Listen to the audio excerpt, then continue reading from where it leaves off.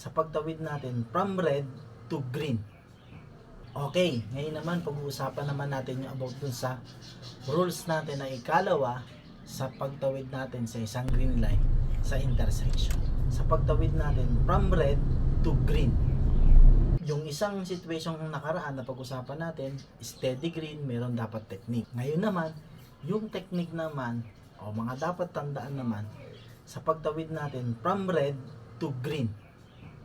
Una, tandaan natin, sa red to green, unang-una natin aalalahanin yung sinasabi ng Republic Act 4136 Section 32C na give way to those crossing ng mga pedestrian. Sino mang pedestrian na tatawid, magbibigay tayo sa kanila. Halimbawa, nag-red, naka-stop, tapos nag-green na. So, titignan natin kung may mga tumatawid, patatawagin muna natin yon. Tapos tandaan natin yung tatawiran natin, may yellow box yun. So yung yellow box rules naman, kailangan bago tayo tumawid, kailangan clear. Yung mga tumatawid from the other side, nagko-cross sa harapan natin, padaanin muna natin. Tapos titignan natin kung hindi tayo makakatawid doon sa kabila. Kailangan makapag-proceed tayo ng dire-diretso. Kung manaharang tayo doon sa gitna, hindi tayo pwedeng dumiretso kahit mula sa red, nagpunta sa green.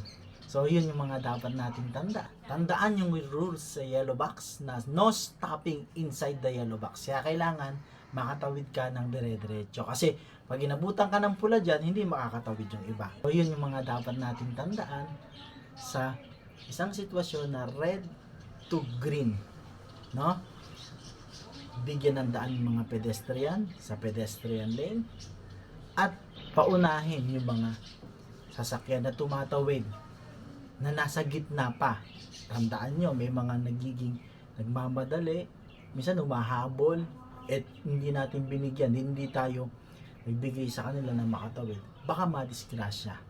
At generally, lagi nating tatandaan yung basic na sinasabi ng ating mga magulang nung tayo ay bata pa. Bago tayo tumawid sa isang kalsada, anong dapat gawin? Tumingin sa kanan at kaliwa.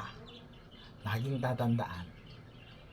Road and machine care, laging magtagubilin sa ating pagbiyahe, laging maging caring sa ating pagmamaneho. Muli po, sana may natutunan kayo at maraming salamat po sa Diyos.